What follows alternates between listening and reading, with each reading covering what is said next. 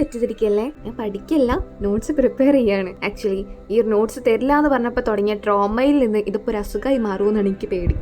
By the way, ആരെങ്കിലും first ആയിട്ട് channel കാണുന്നവരുണ്ടെങ്കിൽ ഒന്ന് സബ്സ്ക്രൈബ് ചെയ്ത് വീഡിയോ ലൈക്ക് ചെയ്യാൻ മറക്കല്ലേ. രാത്രി ഞാൻ പഠിക്കാതിരുന്നതാണ് കേട്ടോ. പഠിക്കാനല്ല, നോട്ട്സ് ഒന്ന് പ്രിപ്പയർ ചെയ്യാൻ വേണ്ടിയിരുന്നതാണ്. ഞാൻ പഠിപ്പിയാണോ ചോദിച്ചാൽ അങ്ങനെയൊന്നല്ല, പക്ഷേ ഞാൻ പഠിക്കാൻ വേണ്ടി ട്രൈ ചെയ്യലുണ്ട്. ബിക്കോസ് എനിക്ക് 2 ദിവസമേ ഞാൻ ക്ലാസ്സിന് പോയിട്ടുള്ളൂ. എങ്കിലും എനിക്ക് ഭയങ്കര ടെൻഷനാണ്. കാരണം അവർ നോട്ട് തരില്ല പറഞ്ഞപ്പോൾ തുടങ്ങിയ ടെൻഷനാണ്, വേറെ ഒന്നുമില്ല. പിറ്റേന്ന് രാവിലെ ഞങ്ങൾക്ക് ഹോസ്പിറ്റലിൽ ഒരു സർജറി ഉണ്ടായിരുന്നു. അപ്പം നിങ്ങൾ വിചാരിക്കുന്നുണ്ടാവും ഇതെന്താണ് മൊത്തത്തിൽ ഒരു സർജറി. എന്തായാലും പുതിയൊരു ഫിസ്റ്റുല കയ്യിലിടാൻ കേട്ടോ. രാവിലെ നീച്ചപ്പിള്ളേ അടുക്കളയിലെ അവസ്ഥ ആണ് കാണുന്നത്. എന്തായാലും ഒരു സീറ്റൊക്കെ വലിച്ചു കെട്ടിയിട്ടില്ലെങ്കിൽ അവിടുത്തെ അവസ്ഥ പരിതാപകരാവും. എന്തായാലും നിങ്ങളുടെ ആരെങ്കിലും വീട്ടിലേക്ക് ഇങ്ങനെ ഉണ്ടോ? കാരണം എത്ര റൂമിലാണ് ഇങ്ങനെ ചോർന്ന് കളിക്കുന്നതെന്ന് അറിയോ? അപ്പോൾ എന്തായാലും അതൊക്കെ നമ്മളവിടെ മാറ്റി വെച്ചിട്ട് നമുക്ക് എന്തായാലും ഹോസ്പിറ്റലിലേക്ക് നേരത്തെ പോകണം. രാവിലെ വെച്ചപ്പോൾ ഈ മഴ കാരണം സത്യം പറഞ്ഞാൽ പോകാൻ നല്ല മടിയുണ്ട്. പിന്നെ ലെഗ്ജായി ഇറങ്ങിയതിന്റെ ആ ഒരു ഇതുകൊണ്ട് പിന്നെ ഉറക്കം ശരിയാവാത്തതിന്റെ പ്രശ്നങ്ങളൊക്കെ ഉണ്ടായിരുന്നു. എന്തായാലും ഞാനൊരു ചെരുപ്പ് തപ്പി എടുത്തിട്ടുണ്ട്. കാരണം എനിക്ക് മഴത്തിടാൻ ചെരുപ്പില്ല. അപ്പോൾ പിന്നെ ഏതോ കാലത്ത് എന്നോ വാങ്ങിച്ചൊരു ചെരുപ്പ് ഞാൻ കവറിനൊക്കെ ഇറക്കിയിട്ടുണ്ട്.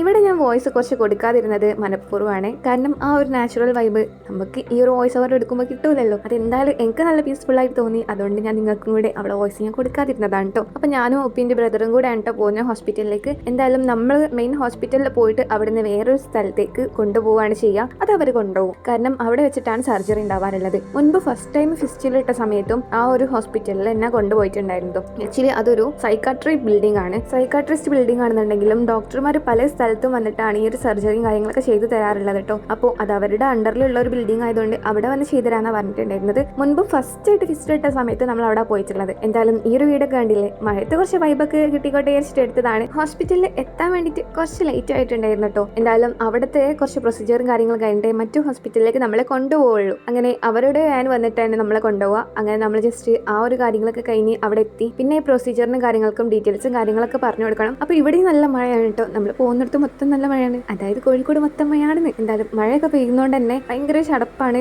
2 കുട, ബാഗ്, കുറെ സാധനങ്ങൾ ഇതൊക്കെ തൂക്കി പിടിച്ച് പോകുന്നത് ഈ മഴയത്ത് പൊതുവെ റിസ്ക് ആണല്ലോ. പിന്നെ ഉപ്പയും കൂടെ ഉള്ളതുകൊണ്ട് അതും ഒരു ഇതാണ്. പനി വരാതെ നമ്മൾ സൂക്ഷിക്കണം. പിന്നെ ചെസ്റ്റിൽ ട്യൂബ് ഇട്ടതുകൊണ്ടും അതൊരിതാണ്. നിങ്ങളിപ്പോൾ ഈ കാണുന്ന പ്രഹസനം ഉണ്ടല്ലോ, ഞാൻ പുതിയൊരു ബാഗ് വാങ്ങിച്ചിങ്ങേ. സാൻഫയുടെ ഐലൈനർ എൻ്റെ ബാഗിൽ ഉണ്ടായിരുന്നു. ആക്ച്വലി അതിന്റെ ടോപ്പ് ഓപ്പൺ ആയി കിടക്കായിരുന്നു. പക്ഷെ ഞാൻ അറിഞ്ഞില്ല. എന്തായാലും അത് എല്ലാ തിമ്മലേക്കും പിടിച്ചിട്ടുണ്ട്. എൻ്റെ മിറർ മാത്രം എനിക്ക് രക്ഷപ്പെട്ട് കിട്ടിയിട്ടുണ്ട്. ആക്ച്വലി എന്താ വെച്ചിട്ടുണ്ടെങ്കിൽ കഴിയുന്നത് പോകുന്നില്ല. ഭയങ്കര വാട്ടർ പ്രൂഫ് ആണ്. ഞാൻ കുറെ നോക്കി. പിന്നെ ലാസ്റ്റ് ഞാനൊരു സ്പ്രേ ഒക്കെ വെച്ച് അടിച്ചാണ് അത് പോക്കിയിട്ടുണ്ടായിരുന്നത് കേട്ടോ.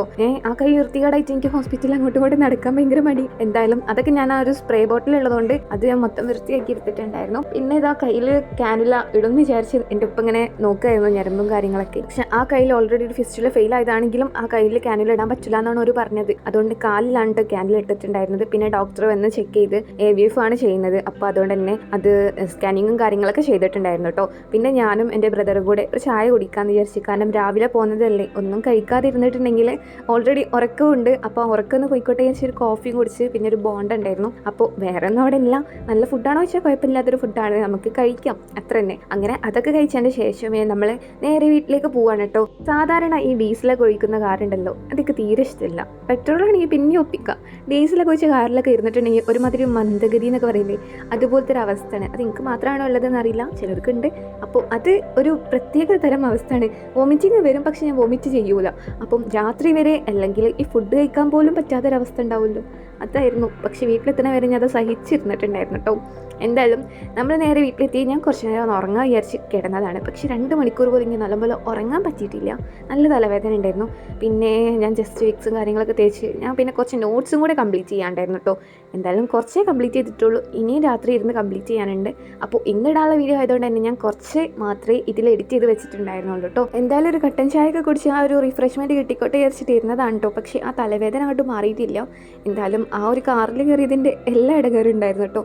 എന്തായാലും ഇത്രയുള്ള വീഡിയോ. നമ്മുടെ ഈ വീഡിയോ ലൈക്ക് ചെയ്ത് സപ്പോർട്ട് ചെയ്യാൻ മറക്കണ്ട. നെക്സ്റ്റ് വീഡിയോ വരാം കേട്ടോ. അപ്പോൾ ഓക്കെ.